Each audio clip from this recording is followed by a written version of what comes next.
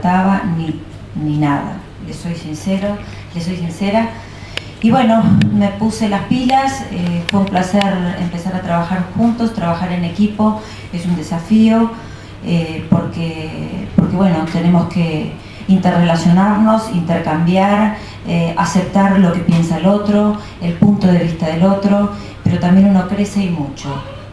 Bueno, y también el otro gran agradecimiento es hacia FAME Argentina, porque me dieron la posibilidad de crecer junto con ustedes, y bueno, y también la responsabilidad de estar acá y poder transmitirles parte, porque había muchas sesiones que eran simultáneas, parte de lo que escuché. Pero sí sepan algo con lo cual me vine muy feliz, es que realmente no encontré casi nada nuevo. Todo lo que se escuchó de la parte clínica, no de la investigación, nosotros estábamos al tanto. Tanto que cuando nos dieron en la primera charla, como dijo la doctora Monjes, con una sesión pre-congreso, digamos pre-jornada, que era evaluación interdisciplinaria de los pacientes con atrofia espinal, nos dieron el consenso de seguimiento del año 2007, con nosotros ya habíamos hecho el curso con eso como base, con lo cual sentí que bueno, que estábamos por lo menos en un muy buen camino, con las mismas dificultades que en Estados Unidos, probablemente con menos tecnología y con más dificultades para adquirirla, pero con la misma línea y con el mismo objetivo final. Por lo tanto, siéntanse como muy tranquilos, que no, acá se les da a los pacientes el 98% de las mismas cosas que se les da a los pacientes en Estados Unidos, que uno piensa que es la meca y que en realidad, digamos, con diferencias tecnológicas o de dificultades, probablemente reciban los pacientes las mismas cosas. Eso creo que fue lo más importante que recibí en la charla y que realmente se los quiero transmitir porque para ustedes también es una tranquilidad. Bueno, aterrizábamos en Minnesota, lejos, lejísimos, muy lejos. Yo te puse por un error que fue la conferencia número 23 y el objetivo me pareció muy bueno y que probablemente como nuevos objetivos para la nueva comisión directiva sea poder ir pensando en estos objetivos que tomó la Asociación de Atrofia Americana, porque bueno, unir a los investigadores y a las familias parece algo muy difícil. Las familias en general sienten que los investigadores están muy lejos y esto de verlos todos juntos, desayunando juntos, charlando juntos en los pasillos, creo que enriquece mucho y les da muchas tranquilidades a las familias y a los pacientes. Los objetivos eran permitir el trabajo cercano entre las familias y los investigadores, mostrar las últimas líneas de investigación, incentivar a nuevos investigadores al campo del AME, educar al paciente y a la familia sobre los cuidados básicos de la enfermedad e informar a los pacientes y a las familias los últimos progresos en investigación. Como les dije, la jornada para padres era intensísima, simultánea. Yo trataba de tomar nota de una, me escapaba a la otra, marcaba cuál podía ser, volvía a la última. La verdad que me agoté, pero bueno, les digo que el resultado fue excelente. Había jornadas de educación interdisciplinaria dedicadas a los profesionales, que se fue todo el primer día, los cuidados especiales según el subtipo de la enfermedad, cuidados ortopédicos, respiratorios y nutricionales. Se habló mucho sobre la calidad de vida, otras opciones de comunicación y juguetes adaptados, otras terapias físicas como la hidroterapia, la yoga, la terapia ocupacional y las terapias físicas propiamente dichos. Hubo muchas charlas respecto al colegio y cómo insertar a estos pacientes en la vida de los pacientes, en la vida cotidiana, cómo acompañar al final de la vida, cuáles eran los derechos de los pacientes con discapacidad.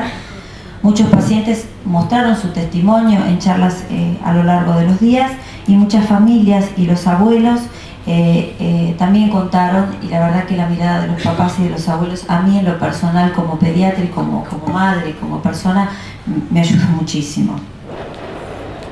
La organización, teníamos desayunos comunitarios, espacios de cuidado de los pacientes, porque muchos papás dejaban a los chicos en espacios de cuidado para poder participar de las charlas. Hubo conferencias para los padres, simultáneamente los diferentes charlas de los investigadores y eventos recreativos a la tarde, en la cual nos hemos divertido mucho. Algunas fotos son mostrables y otras no tanto. Bueno, a la mañana comenzábamos el desayuno con las familias. los chicos se iban ubicando en las zonas, se registraban en el lugar de cuidado, los papás los dejaban y ellos iban a distintas actividades. Los más chiquitos tenían una sala que era para quedarse a jugar con ellos, los intermedios también. Esto es uno de los eventos de la noche donde las familias se disfrazaban y participábamos todos de los eventos, las carreras de sillas de ruedas, investigadores y pacientes.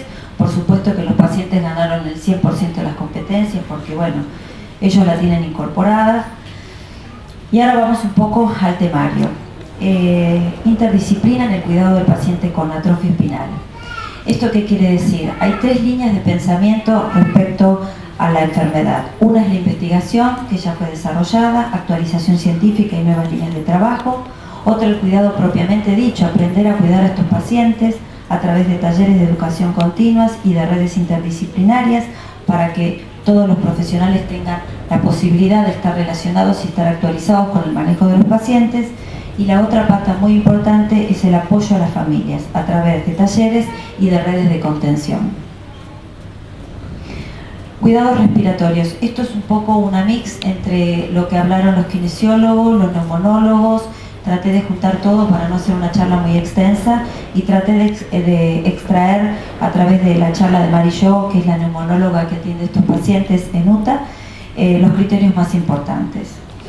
Si algún padre o alguien quiere hacer alguna pregunta, creo que me la pueden hacer en cualquier momento. Esto es una charla que le tiene que servir a ustedes y si ustedes se llevan una duda, entonces no sirvió. Identificar los efectos de la atrofia espinal sobre los músculos respiratorios, la debilidad y las alteraciones fisiopatológicas para saber qué es lo que uno tiene que hacer y cómo lo tiene que hacer. Identificar cuáles son los momentos de derivación oportuno al paciente y cuáles son las opciones de cuidado. El fallo respiratorio, quiere decir la claudicación respiratoria, quiere decir en términos para los papás que esa caja torácica no sirve más para respirar, es una causa frecuente de complicaciones en los pacientes con atrofias. Les quiero explicar por qué y por qué nosotros insistimos tanto y los kinesiólogos insisten tantos. Los pacientes con atrofia espinal tienen una característica muy particular. Los 3 tienen la misma caja torácica, pero algunas diferencias respecto al subtipo. La pared torácica es blanda y es flexible. Se fatigan, el músculo se agota, tiene poca capacidad y se agota. El diafragma, ¿cómo era con el del medio? El diafragma, que es el músculo inferior, es el músculo principal en estos pacientes y es el que está menos afectado. En cambio, los intercostales, que son los músculos que están entre las costillas, son los músculos propiamente enfermos y los que primero se afectan en los pacientes con atrofia espinal. Esto hace que el tórax se colapse, ¿sí? Y que tenga esta forma de campana.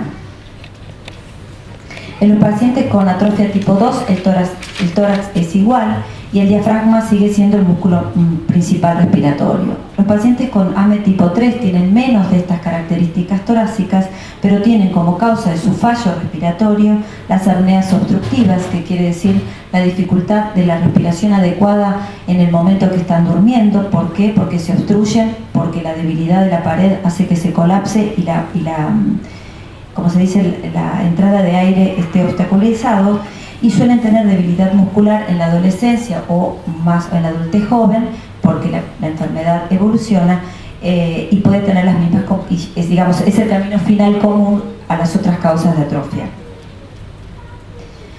¿Qué pasa cuando el músculo es débil? La tos es inefectiva, no moviliza las secreciones. Ustedes saben que como personas sanas nosotros tosemos aproximadamente 20 veces por día, aunque no estemos resfriados ni nada, para limpiar nuestras secreciones. Estos pacientes eso no lo pueden hacer o lo hacen de manera poco efectiva. La debilidad muscular hace que la parrilla torácica y el tórax se desarrolle poco y el pulmón se desarrolle poco. Las infecciones respiratorias son recurrentes y a su vez entramos en un círculo vicioso que el paciente está infectado, está enfermo y tiene menos músculo, tiene mayor debilidad muscular y se produce lo que se llama la hipoventilación del sueño. Se los voy a transmitir en lenguaje para los papás. Ustedes saben que cuando uno respira, como producto de la respiración, produce un gas de desecho que sería el dióxido de carbono. Entonces nosotros metemos oxígeno, nuestros pulmones limpian, usan ese oxígeno y desechan dióxido de carbono. Cuando nosotros respiramos inadecuadamente, y esto les pasa a los pacientes en la primera etapa en el sueño, este dióxido de carbono no sale porque no hay mucho intercambio, no hay un fuelle que nos limpie, entonces se acumula dióxido de carbono en la sangre. Quiere decir que este oxígeno, que es de residuo, se empieza a acumular con complicaciones a nivel de los músculos respiratorios, a nivel central y un montón de complicaciones. Entonces la hipoventilación quiere decir de alguna manera que no nos liberamos del dióxido de carbono, que es el residuo de nuestra respiración, y hay que apoyarlo.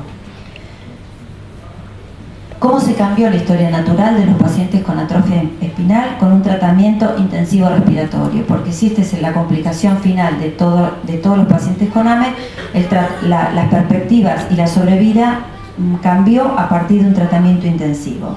Tratamiento precoz de las infecciones, vacunación ampliada, con máquina de la tos, ahora voy a detallar un poquito más estos temas, con la movilización mecánica de las secreciones, con la alimentación con sonda nasogástrica o tubo de gastrostomía, y con la ventilación invasiva o no invasiva según el momento evolutivo y el tipo de paciente. Los objetivos del manejo respiratorio crónico son normalizar los gases en sangre, el oxígeno y el dióxido. El oxígeno es lo que entra, que necesitamos, el dióxido es el residuo que hay que sacar. Mejorar el sueño, estos pacientes debido a que tienen una mala movilidad de las secreciones, se mueven pocos, duermen mal. Facilitar el cuidado en el hogar de estos pacientes, que es uno de los objetivos finales de los cuidadores de estos pacientes, que estos niños niños y adultos puedan estar en su casa y cuidados en su casa, disminuir las internaciones, disminuir el estrés familiar y reconocer los cambios de su estado basal. Cuando un papá nos dice está distinto, es porque él sabe reconocer el estado basal y el cambio a partir de ese momento. El cambio en el pronóstico de la atrofia espinal se basa en 3 tipos de intervenciones: en el manejo de las secreciones, en el soporte respiratorio y evitar las microaspiraciones de manera precoz. El manejo de las secreciones, hay múltiples posibilidades, como la percusión manual, el drenaje postural, pero lo que realmente ha cambiado la historia de la enfermedad es la asistencia de la tos mecánica, a través de el air stacking, que es una técnica que les voy a explicar, o con la compresión manual, con la máquina de la tos o con el chaleco vest. La disminución de las secreciones con fármacos, nosotros en nuestro país no tenemos experiencias, y el posicionamiento acostado para que el diafragma trabaje mejor, esto quiere decir que cuando los niños, cuando están con dificultad respiratoria, mueven el tórax más rápido. En los niños que no tienen atrofia espinal, la postura adecuada en la dificultad respiratoria es ponerlo en 45 grados, ¿no es cierto? Semisentarlo para que el paciente pueda respirar mejor. En los únicos pacientes que no hay que hacer esto es en la atrofia espinal. ¿Por qué? Porque el diafragma es el músculo que más se mueve. Si yo lo siento, hago que entre el abdomen y el tórax disminuyan y enlentezcan y sea ineficiente la movilidad del diafragma. Estos son los únicos pacientes que con dificultad respiratoria hay que acostarlos para que el diafragma se mueva adecuadamente y mejore la respiración. Muchas veces son los papás los que tienen que avisarles a los médicos, porque los chicos llegan a una guardia y los médicos no saben. El chico está con dificultad respiratoria, lo sientan, va el padre y lo acuesta, va el médico, lo sienta. Me acuerdo que una vez me llamó una guardia de una enfermera y me dice, no me deja el papá sentar al chico. Bueno, porque el papá estaba entrenado y ustedes tienen que estar entrenados. La asistencia manual de la tos con maniobras de compresión para que... ¿Ustedes saben qué se necesita para toser? A ver, que no sea kinesiólogo.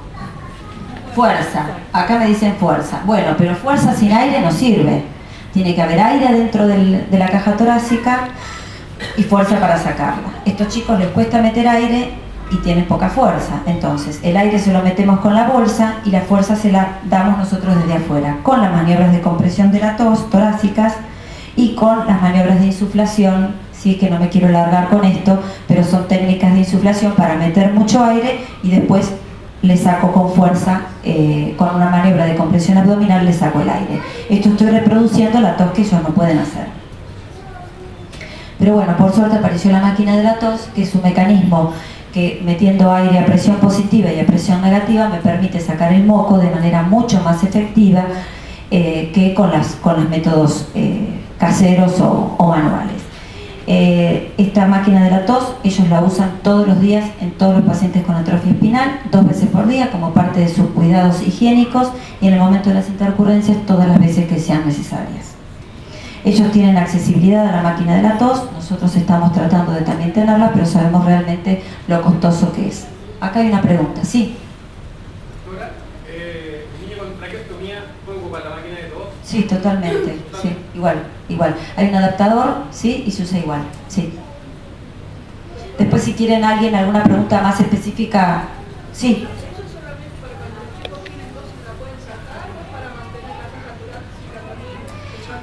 Bueno, acá preguntan si es solamente para sacar los mocos porque la tos es inefectiva o para mantener la caja torácica expandida. Es una muy buena pregunta. Ellos allá en realidad lo usan precozmente. Esto no hace que se expanda la caja torácica, esto mueve las secreciones. Lo que expande la caja torácica es la ventilación no invasiva. ¿De acuerdo? ¿Cómo?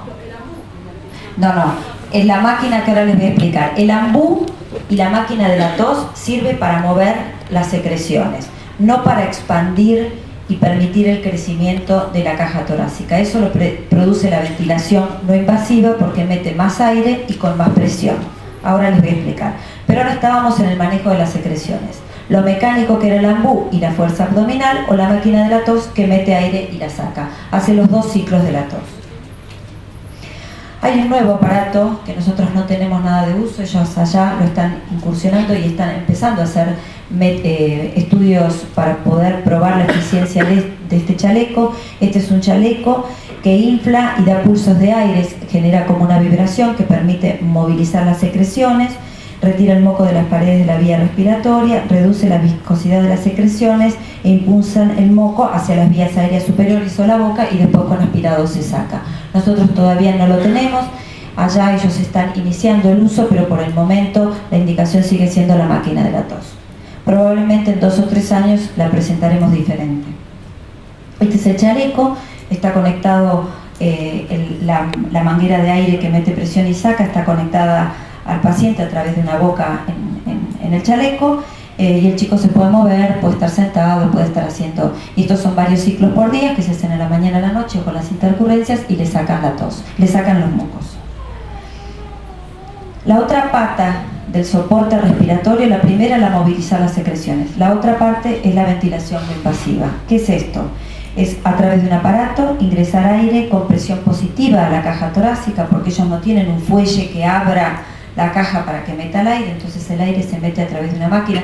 Trato de explicarlo lo más caseramente posible, por ahí no es muy técnico ni científico, pero para que me entiendan. Permite que los músculos descansen porque no hace esfuerzo el paciente mientras que está ventilado con la máquina, y tiene 2 indicaciones. La hipoventilación alveolar, acuérdense que es cuando aumento el dióxido de carbono, aumento el residuo en la sangre porque los músculos no andan adecuadamente, y esto pasa primero en el periodo nocturno de los pacientes o cuando los pacientes tienen apneas obstructivas en el sueño. El soporte ventilatorio se usa a través de una máscara nasal. El paciente, en general, esto se usa en la noche y es más frecuente de usar en los pacientes con atrofia tipo 1 en los primeros meses de vida, ¿sí? Y cuando esta máquina, digamos, el paciente la necesita más de 16 horas, se sabe que no es útil ni es compatible con la calidad de vida adecuada del paciente y hay que pasar a la otra intervención, que es la ventilación invasiva, que es a través de una traqueotomía, ¿sí? Cuando el paciente requiere ventilación no invasiva más de 16 horas.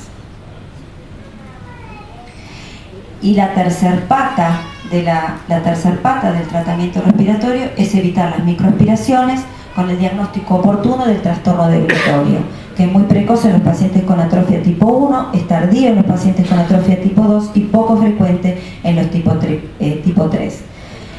¿Cómo evitamos el trastorno deglutorio? Alimentándolos por sonda nasogástrica o por un botón de gastrostomía.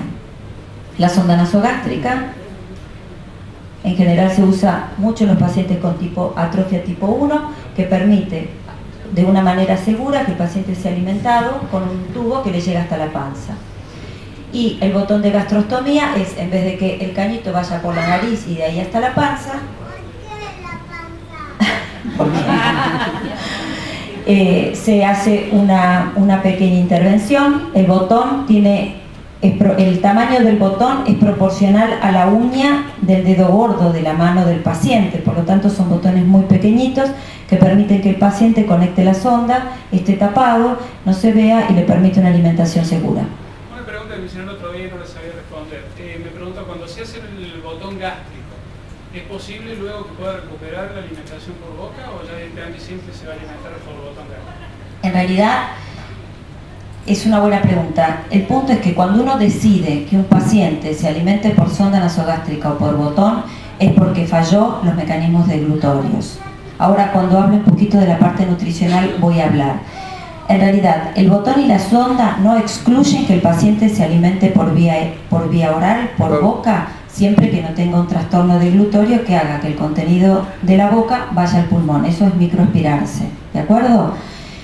En general, esto es una enfermedad progresiva y evolutiva. Si el paciente perdió su deglución, es poco probable que la recupere. De ahí la respuesta de la pregunta. Los cuidados nutricionales. Estos pacientes, debido a sus problemas respiratorios, sí, y musculares, tienen muchos problemas nutricionales. Y sabemos que tanto la desnutrición como la obesidad atentan contra la buena evolución de los pacientes. Los objetivos de los cuidados nutricionales, acá habló la doctora Davis y una licenciada en alimentación, Yala, donde realmente traté de hacer una mix de todas las recomendaciones que dieron. Y ellas plantearon cuidados nutricionales muy específicos con estos pacientes.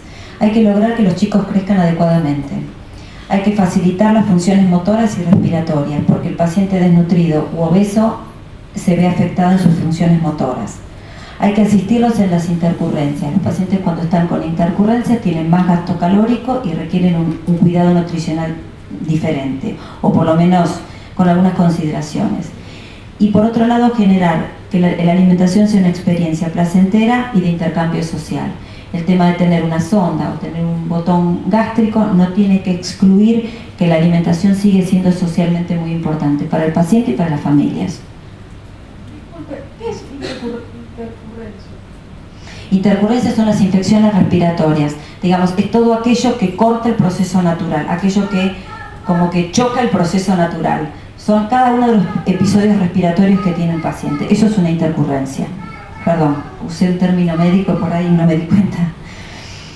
Bueno, ¿cómo logramos que un niño, porque el niño debe crecer con atrofia o sin atrofia, es un niño que crece, esto no están excluidos, y esto quiere decir que tenga un crecimiento dentro de los carriles de crecimiento normales para la edad y mantener un peso menor del percentilo 50. Les aclaro un poquito, ¿qué son los percentilos? Vamos a ser muy esquemáticos. Nosotros sabemos que los niños crecen para su edad a un peso determinado. Si yo tomo un niño con X fecha y tomo 100 niños que tienen la misma fecha de nacimiento, digamos la misma edad, yo puedo tener un niño flaco en el número 1 y un niño sano, digamos con peso alto, en el número 100. Yo tengo 100 posibilidades de salud y están marcadas en esta tabla. Yo tengo el más flaco sano y el más gordito sano. Si me paso del 100, tengo un sobrepeso y obesidad, y si me caigo del 1, digamos que si pesa menos que el 1, está desnutrido. Yo tengo 100 posibilidades. Eso se llaman los percentilos. Es un lugar en una tabla de 100. ¿De acuerdo?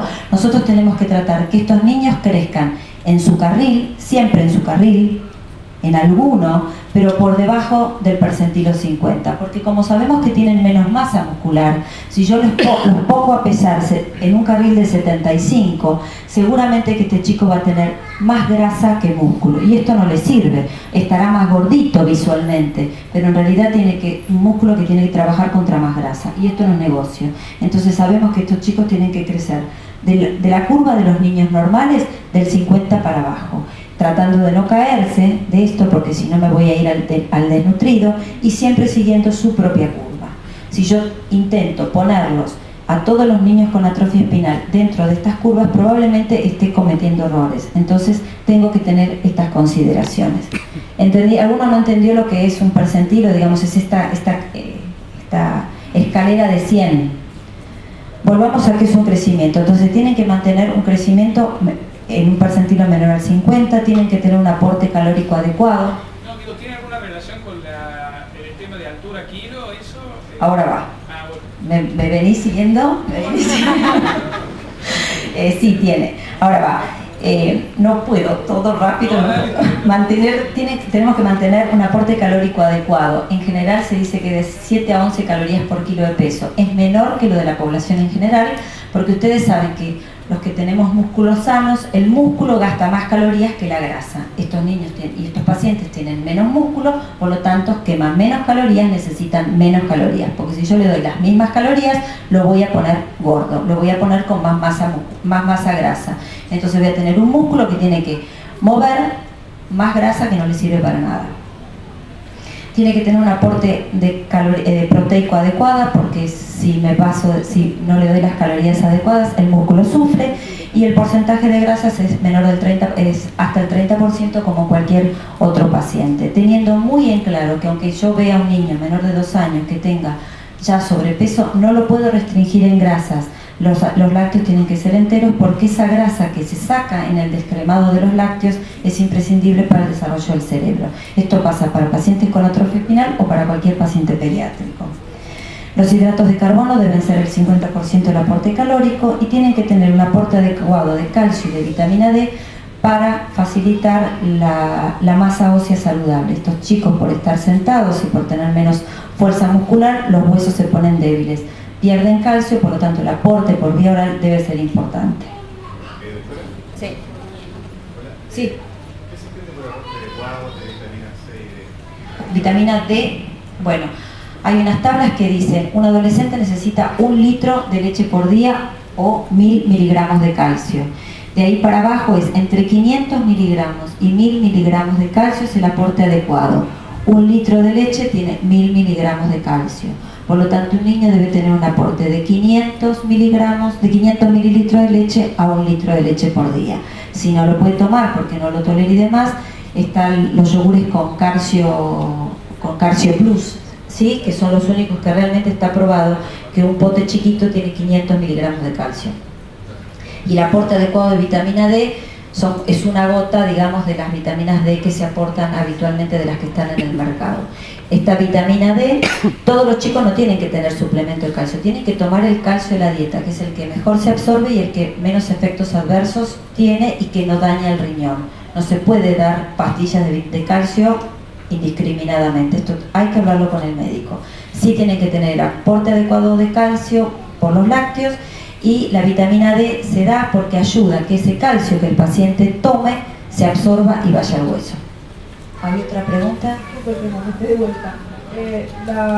Entonces, descremado no, solamente los de calcio plus que vamos de vuelta. Menores de 2 años, lácteos enteros.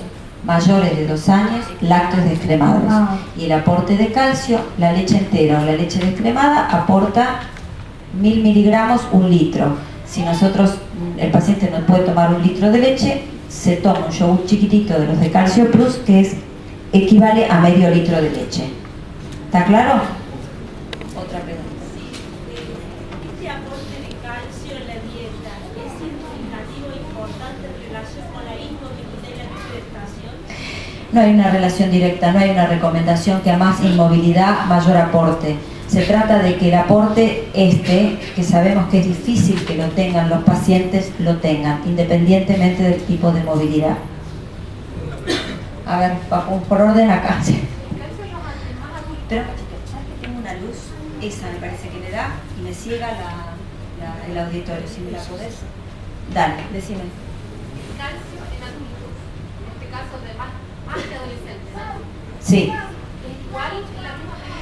Es la misma medida, pero la verdad que soy pediatra y no te puedo decir más allá. Es la misma medida porque la recomendación pediátrica es que de adolescentes puberales, digamos de 12 a 14 en adelante, es 1 litro de leche o 1000 miligramos de calcio. ¿Alguna otra más? Sí. Digamos, el uso habitual, veo que siempre hablas de lácteos. Sí. Como aportante de calcio. ¿Es por algo cultural o porque, digamos, encuentro un nexo entre generalmente muchos derivados de animales vivos o mamíferos que puede haber una interacción? estamos hablando de una enfermedad que tiene mucha dificultad respiratoria. Sí. Muchos de los lácteos pueden llegar a producir algún tipo de inflamación de las mucosas. Entonces digo, ¿por qué? Digamos, ¿es simplemente porque es algo cultural el uso de los lácteos o simplemente porque no estamos hablando del tema nutricional propiamente dicho? No, cuando vos decís que los lácteos pueden afectar las mucosas, no sé a qué te referís. Ciertas proteínas y enzimas que se permiten en la extracción de leche o que se usan, que aumentan o inflaman la mucosidad de los chicos que tienen dificultades respiratorias. Entonces por ahí hay otras alternativas que no son la leche muchas veces. No leí, realmente desconozco qué proteínas pueden estar aumentando la inflamación, digamos, esto lo desconozco, no lo he leído nunca.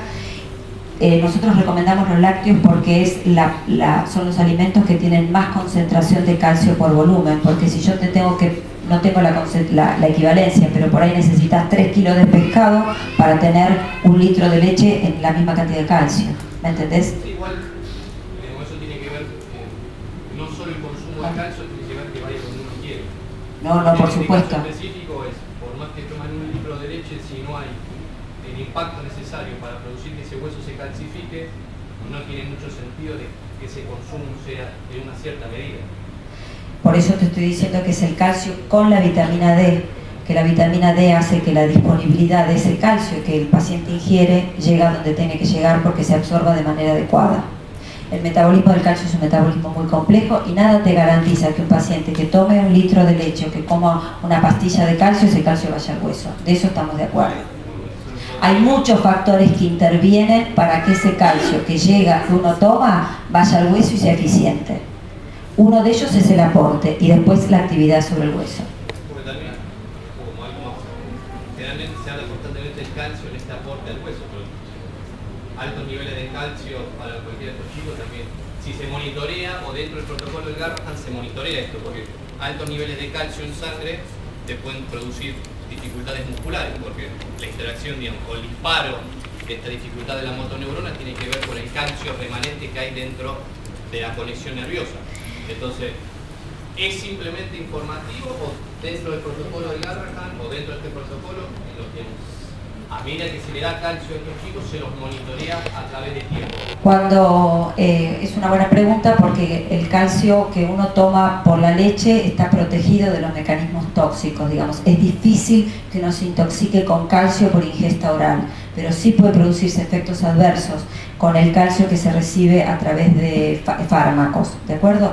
¿Por qué? Porque ese calcio puede no absorberse a través del intestino y se elimina todo por riñón y el efecto es calcificaciones renales. En general el músculo tiene mecanismos de protección que aún con exceso de calcio exógeno, ¿sí?, se previene, el músculo está protegido y no se produce como un cortocircuito. Es cierto que algunas intoxicaciones con calcio producen trastornos musculares, pero no es el caso de un aporte exógeno de este que estamos hablando.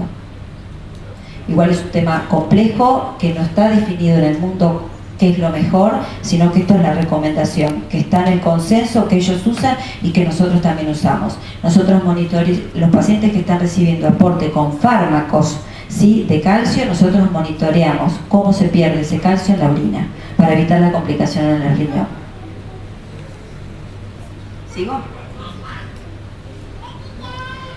Bueno, ¿qué cuidados nutricionales tenemos que tener en cuenta según el subtipo de la enfermedad?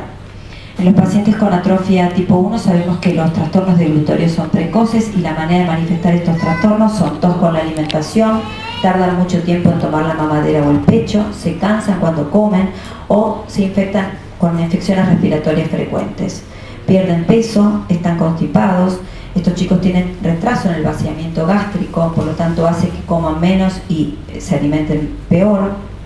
Tienen reflujo y tienen poca tolerancia al ayuno. Quiere decir que estos pacientes se producen algunas sustancias tóxicas, por decirlas de alguna manera fácil, cuando los pacientes están con mucho tiempo de ayuno.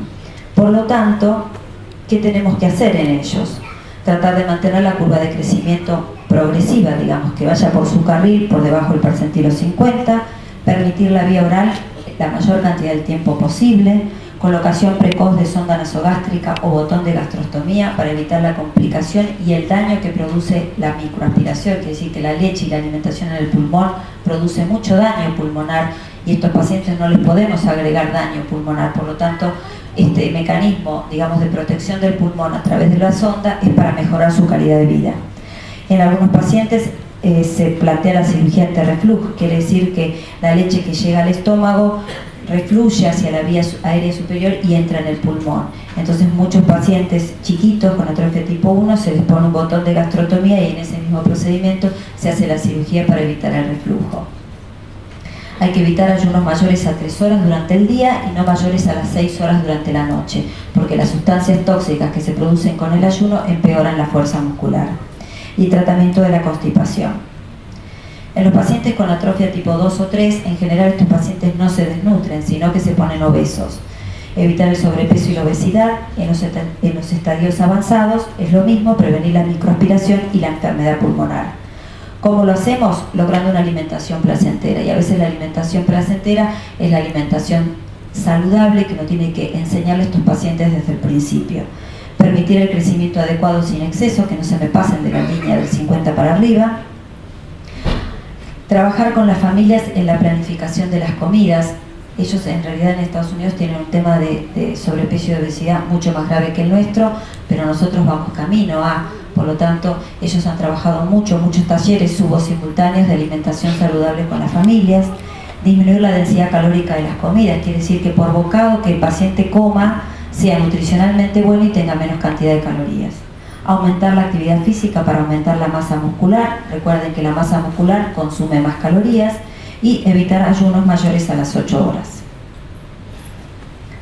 ¿Cómo se maneja la constipación? Sí. Sí, usted está hablando mucho de lo que es la microaspiración. ¿Qué diferencia hay entre la microaspiración y la broncoaspiración? En realidad nada. La diferencia de la microaspiración es una diferencia de tamaño de lo que se aspira. La progresiva. No, la microaspiración, por ahí el paciente no tiene ningún síntoma y esta leche que sube o cuando está tragando, pequeñas partículas microscópicas de leche van pasando al pulmón. La broncoaspiración en general es un paciente que con una debilidad muscular severa tiene un vómito y todo ese contenido es el que pasa al pulmón. Digamos que se aspira todo el bronquio. La microaspiración en muchos casos es silente, no da síntomas, y si uno no la busca y no la pesquisa a tiempo, a lo mejor la pesquisa con una neumonía completa. Por eso uno está como siempre preguntando cuánto tarda en comer, tose cuando come. Uno ve que el chico, la familia refiere que nada de todo esto pasa, pero todos los meses está todo el tiempo con moco, todos los meses tiene alguna infección pulmonar, entonces bueno, uno ahí es donde empieza a pensar si ya no está comprometida la deglución adecuadamente y el paciente se esté aspirando. A veces nosotros tenemos el rol como de los malos de la película porque decimos, bueno, ahora hay que alimentar o soportar la alimentación a través de la sonda nasogástrica y en realidad nosotros siempre lo planteamos como un aliado de cuidado del pulmón. Bueno, la constipación en estos pacientes. Ustedes saben que en estos chicos el intestino es lento, se mueve lentamente, consecuencia de su enfermedad, pero también el hecho de estar quietos, parados y que la prensa abdominal no ejerza presión sobre el intestino hace que esto sea más lento. Entonces, la constipación es parte de la enfermedad, dificulta a veces la movilidad del diafragma porque el chico está distendido, con lo cual atenta contra el pulmón y uno tiene que manejarlo desde el principio. Con una dieta en alto contenido de fibras, aumentar la actividad física del modo que sea, hacer un aporte adecuado de agua, de líquidos, que los chicos en general no quieren tomar líquidos, además como uno como en la alimentación saludable le saca los jugos y las gaseosas, entonces quedamos que no queda nada, hay que dar agua desde el principio.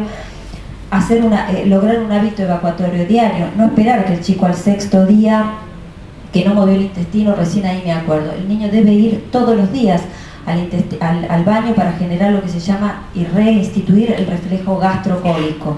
Es esto que cuando comían los bebitos comen y hacen caca, bueno, el chico esto lo pierde, ¿sí? Entonces como no tienen la sensación porque son constipados, no se sientan en el inodoro y esto aumenta el círculo vicioso de la constipación. Disculpe, doctora, ¿es normal que sea una vez en el día? Sí, se habla de constipación cuando el paciente tiene un hábito defecatorio menor a 3 veces por semana. Ah, bueno, no, porque el mío tiene 15 años, pero una vez al día. Eso está perfectísimo, hasta 3 veces por semana se lo considera normal, porque bueno, hay como se estandarizó, porque si no las variabilidades son tantas como seres humanos haya, pero bueno, uno dice que si un paciente tiene movilidad intestinal menos a 3 veces por semana, ese es el constipado. Bueno, y el uso de laxantes siempre con indicación médica y según las circunstancias. Bueno, los cuidados ortopédicos. Acá hay mucho para hablar, hay muchos kinesiólogos que están escuchando, por lo tanto voy a ser como muy discreta porque yo soy pediatra. Pero bueno, hubo muchas charlas respecto a los cuidados ortopédicos porque hay muchas cosas que se pueden hacer, muchas morbilidades y enfermedades que se pueden mejorar o prevenir. Por lo tanto, los objetivos del cuidado ortopédico en estos pacientes es maximizar su función motora fina, la gruesa, la deglución, la oralidad y el lenguaje. Maximizar el confort y la calidad de vida, mantener la mayor flexibilidad posible y hacer un cuidado adecuado de la columna y de toda la masa ósea.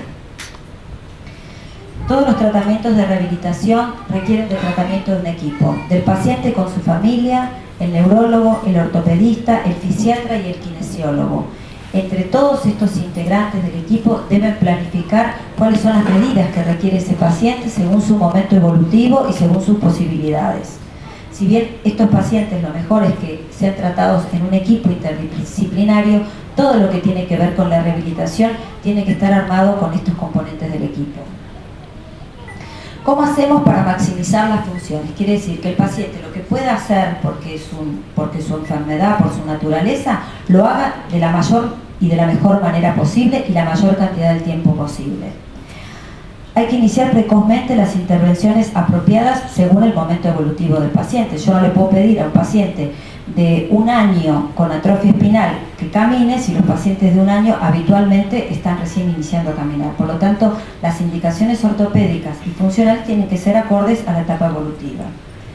Promover el desarrollo cognitivo a pesar de las dificultades motoras. ¿Qué quiere decir? Incentivarlo, porque a lo mejor algunos hábitos motores no los hacen porque por su enfermedad, pero por su edad los deberían hacer. Uno tiene que ir apostando siempre al estadio mayor, siempre un escalón más. Evaluación periódica de las funciones para ver si mejoran, si se estancan, porque esto es absolutamente dinámico. Indicar los tratamientos de rehabilitación, ortesis y equipamientos en el momento adecuado y trabajar en equipo. Mejorar la funcionalidad de la casa y de la escuela. Programar un trabajo domiciliario. Esto es un trabajo que se hace en el centro de rehabilitación, en el gimnasio, pero todos los días en la casa, como lavarse los dientes. Estos niños tienen una tarea extra respecto a su manejo ortopédico. El uso de los asientos especiales en los autos, en el baño y en el cochecito para evitar posturas defectuosas, enseñar a la familia sobre las posturas adecuadas e incentivar la transferencia. La transferencia es que un paciente que está en una silla de ruedas pueda movilizarse solo de la silla de ruedas al inodoro, a la cama, al baño. Esto es la transferencia, salir y entrar de la silla de ruedas solo. En los pacientes con AME tipo 1, no lo puse acá porque está unida en la charla de terapia ocupacional que tiene objetivos como muy concretos, ¿sí? Debido a que son pacientes con excesiva debilidad muscular, son muy pequeños y tienen objetivos un poco diferentes al resto de los pacientes. En los pacientes con atrofia tipo 2, ¿qué tenemos que lograr? Que se sienten adecuadamente, porque las posiciones viciosas generan más daño. Movilidad lo más independientemente posible, que puedan hacer todo lo que pueden con su máxima capacidad y el mayor tiempo posible. Pararse por lo menos 2 horas por día, y esto es parte del tratamiento contra la osteoporosis y contra la debilidad de los huesos. Manejar las contracturas en maneras adecuadas e intensivas. Y cirugías que son hitos como muy excepcionales y muy a evaluar por todo el equipo de rehabilitación, las cirugías para mejorar las funciones de los miembros inferiores y de la columna. En los pacientes con atrofia tipo 3 debemos lograr una deambulación segura. Digamos segura quiere decir que el paciente no se caiga y se lastime en mayor cantidad de tiempo posible, que haga transferencias autónomas, las transiciones al auto, a levantarse y a las escaleras con la mayor autonomía posible, el uso de scooters o sillas para trayectos largos que evita la fatiga muscular, evitar las contracturas, el programa de ejercicios diarios y el cuidado de la columna. La terapia ocupacional es parte de los tratamientos de rehabilitación que le permite al paciente maximizar las funciones motoras finas y las habilidades adaptativas, quiere decir que son las funciones de la vida cotidiana, porque nosotros lo que queremos como grupo de trabajo, y esto allá se habló muchísimo, es lograr la autonomía. Y la autonomía los pacientes lo logran cuanto mayor cantidad de cosas solos hacen. Pese a que los papás están siempre como muy atrás, nosotros decimos, bueno, córranse un poquito para que el paciente haga un poquitito más solo. Lograr equipos adaptados, brindar asistencia técnica para que el paciente pueda lograr las cosas que con sus músculos no puede hacer y lograr una integración adecuada en la escuela. Les cuento que de cada uno de estos objetivos había charlas independientes, por lo tanto acá es un comprimido lo que les puedo contar. En los pacientes con atrofia tipo 1 tenemos que maximizar lo más que se pueda la función de las manos, que es la función que estos pacientes durante más tiempo tienen. Búsqueda de juguetes adaptados y lograr una alimentación placentera. Sabemos que estos pacientes, digamos desde etapas precoces, son alimentados con sonda nasogástrica, pero tratamos que igualmente el evento de la alimentación siga siendo placentero. Y los objetivos de la terapia ocupacional en los pacientes con tipo 2 o 3 es habilidad para vestirse, alimentarse y para la higiene personal, para inscribir, para que tengan juegos adecuados, para maximizar la autonomía y la independencia y mejorar los modos de comunicación oral y escrita. Bueno, les traigo esto que en realidad es como un chiche que me pareció maravilloso, pero realmente estamos por ahora un poco lejos.